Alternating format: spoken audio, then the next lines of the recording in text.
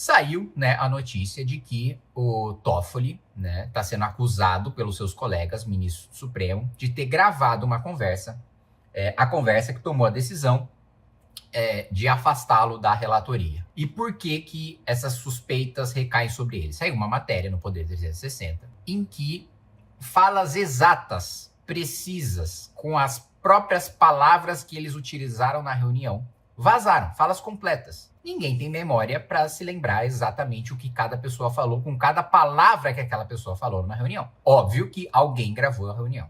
Muito bem. Por que os ministros acham que foi o Toffoli, ou têm certeza de que foi o Toffoli? Inclusive, saiu uma fala do Gilmar agora dizendo que isso é coisa de moleque. Porque as falas que saíram, né, obviamente, houve um vazamento seletivo, né? E um vazamento seletivo beneficia algum lado. Se a gente não tem acesso a todas as falas da reunião, apenas a algumas falas, alguém selecionou quais falas seriam vazadas e quais não seriam.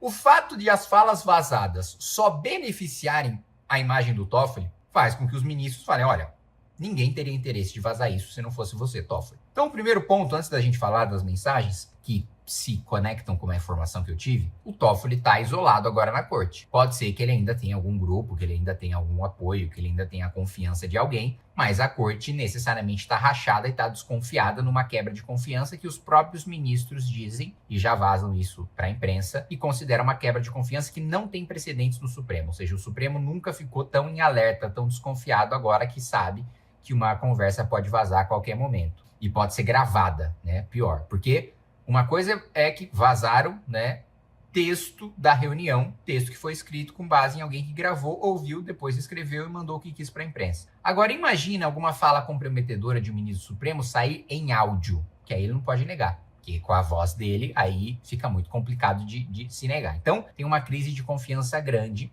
e uma tendência de isolamento do Toffoli. O que as conversas vazadas, né, sempre tem um elemento, e o elemento é o interesse do Palácio do Planalto. E a reportagem coloca que o interesse do Palácio do Planalto é que, de fato, o Toffoli saísse da relatoria do caso do Banco Master, ou seja, o que o Lula quer é que o Toffoli saísse da relatoria, coisa que efetivamente aconteceu. Então, posicionamento de quem estava com o Toffoli era considerado, de certa maneira, um posicionamento anti-governo Lula. Eu não estou dizendo que os ministros que estavam a favor do Toffoli são ministros anti-Lula. Eu estou dizendo que são ministros que, na hora de ter que escolher entre um colega ministro do Supremo e o governo Lula, prefere um colega ministro do Supremo. Óbvio que em todos os outros momentos em que eles precisam escolher entre o Congresso e o governo Lula, eles escolhem o governo Lula. Entre a iniciativa privada e o governo Lula, escolhem o governo Lula. Qualquer outra instituição,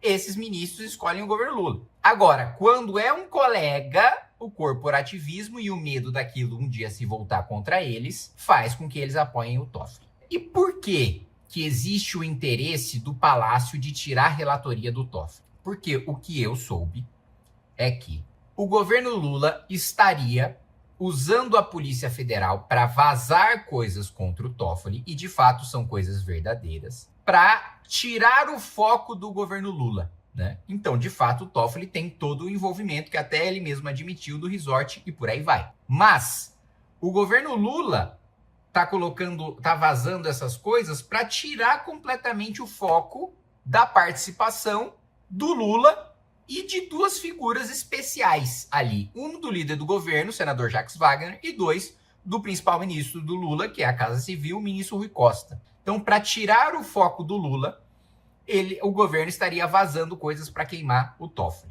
O Toffoli, então, sabendo do que estava acontecendo, estava puto e iria, então, colocar o inquérito do Banco Master com os seus canhões contra o governo Lula. Então, o governo Lula, percebendo que o desgaste contra o Toffoli não fez o Toffoli recuar, pelo contrário, fez ele dobrar a aposta e, inclusive, deixar claro em recados para o governo de que ele iria para cima do governo, o governo ficou com medo. Falou, puta, ele continuou na relatoria do caso, agora vamos trabalhar para ele sair. Essa é uma das informações fundamentais. Existe agora uma guerra entre Toffoli e entre governo Lula, né?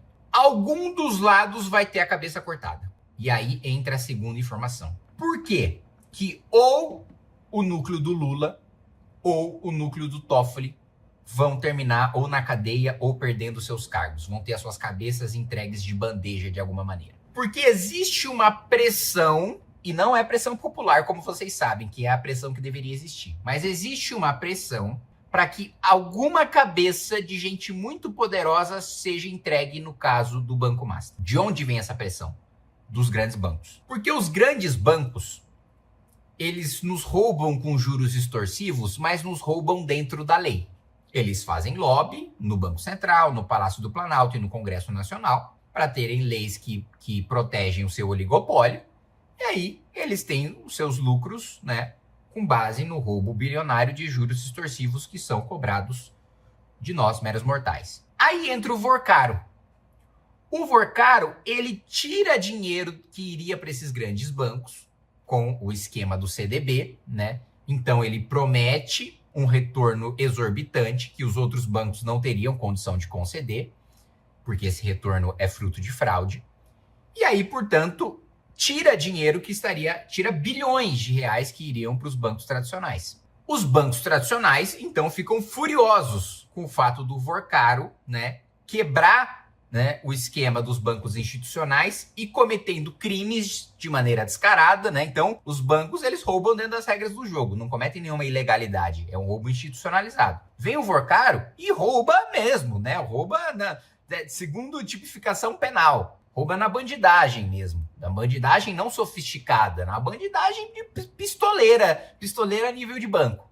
Então, os grandes bancos, né, que são uma das forças mais poderosas que nós temos no nosso país, estão pressionando para que haja uma punição exemplar. Os grandes bancos estão falando o seguinte: olha, nós vamos pressionar até o final para que a cabeça de alguém muito importante seja cortada, para a gente passar um recado muito claro que ninguém mais pode fazer isso no futuro, senão a gente vai ferrar com gente muito poderosa. Então, pessoas muito poderosas nunca mais apoiem um pilantra no mercado financeiro, porque vocês querem roubar? Vocês vão roubar com obra, vocês vão roubar com Petrobras, vocês vão roubar com outra coisa, mas vocês não vão roubar em interesses que envolvem os grandes bancos, interesses que envolvem o mercado financeiro. Então, a cabeça de alguém vai rolar. Agora, a disputa entra naquilo que eu falei para vocês. Vai rolar a cabeça do Lula, ou de ministros do Lula, ou do Toffoli e, eventualmente, ministros aliados do Toffoli.